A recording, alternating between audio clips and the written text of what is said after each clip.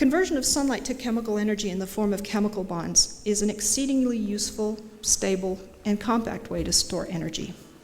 But let's consider for a moment letting plants do the hard work for us, since they were designed for it.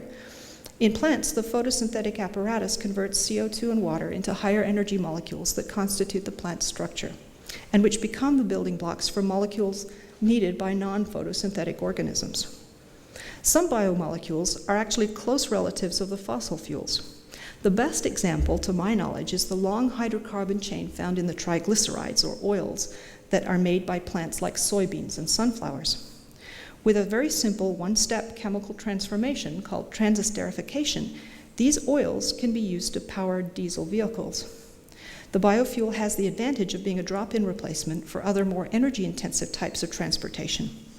Just a few days ago, the first commercial flight of a jetliner powered by biofuel made a successful trip from London to Amsterdam.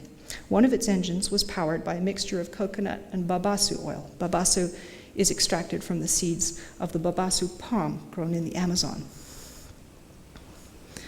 There's another very significant advantage of biologically based routes to fuels, and that is the ability to create other kinds of molecules that we currently derive from crude oil. Most of our chemical manufacturing of carbon-based materials, such as plastics, is based on fossil carbon. But the high price of oil, which is determined by its much larger use as a fuel, impacts the cost of these commodity feedstocks. A concept that has emerged recently in the American Midwest is that of the biorefinery. It's analogous to an oil refinery, except that its raw material is grown in the fields that surround it. This idea is already starting to penetrate American commodity chemical markets.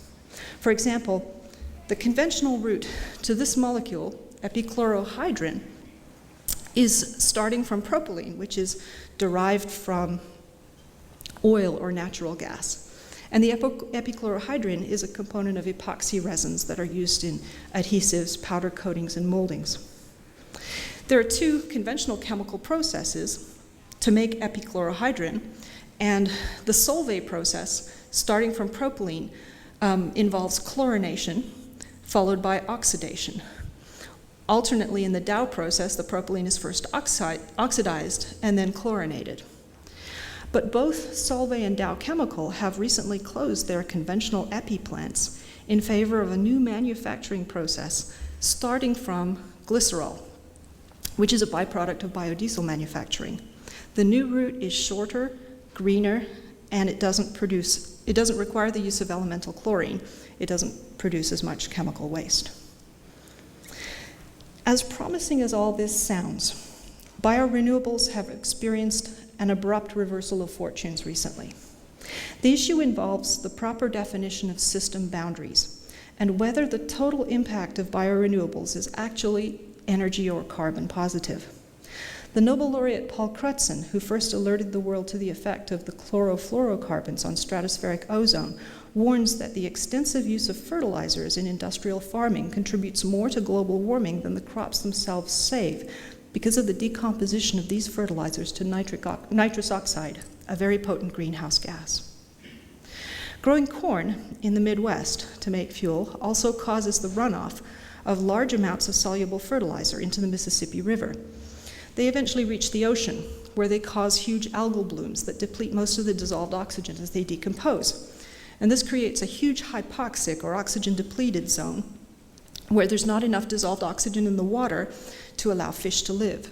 In 2007, the Gulf of Mexico's dead zone covered a record 8,500 square miles, as large as the state of New Jersey. And on the island of Sumatra in Indonesia, which is home to 25% of Indonesia's palm oil plantations, the peat swamps and forests are very concentrated carbon stores. When this land is cleared for agricultural use, as is happening here to create farmland for the palm oil, this carbon is released from the soils. In sum, there is a pressing need for a new generation of biofuels that grow without large quantities of fertilizer or irrigation on marginal use land.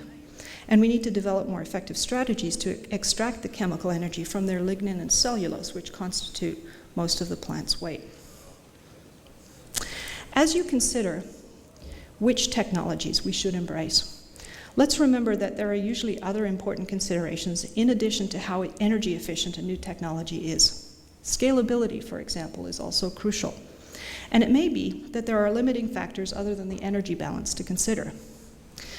This is a graph showing the relative abundance of various elements of the periodic table.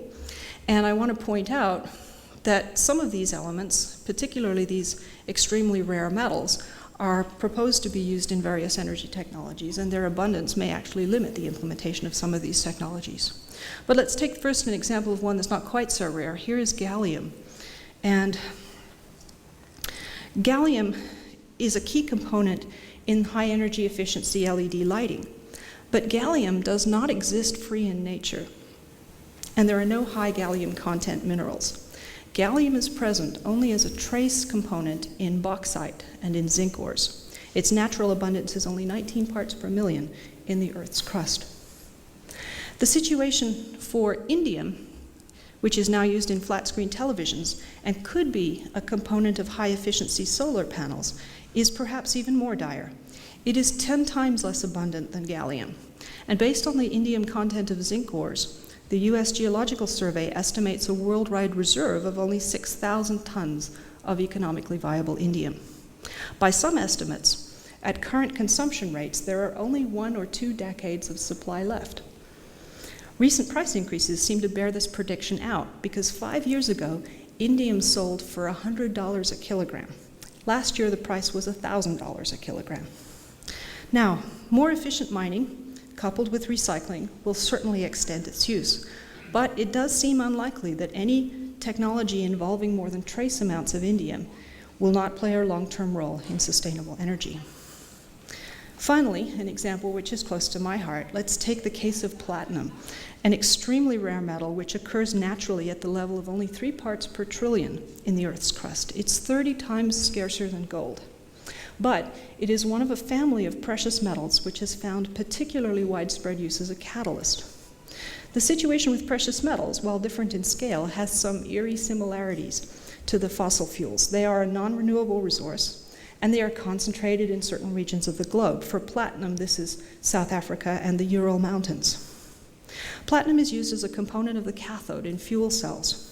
By one estimate, if fuel cell technology were widely adopted in passenger cars, the world supply of platinum could be exhausted within about 15 years.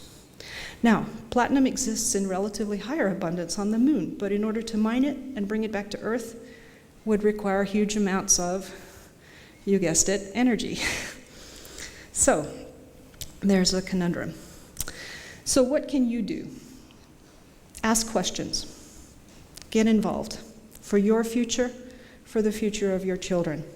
I hope that Energy Forum UCSB will provide you with the opportunities you need to participate in this discussion, to educate yourself about what the future might look like, and to contribute in a meaningful way. We want to give you access to the people who are involved in imagining new energy solutions, as well as the skills to conceive and implement your own solutions. This could mean partnerships with our faculty, partnerships with companies, partnerships with our community. It's your organization to define and grow as you want it to. Thank you very much.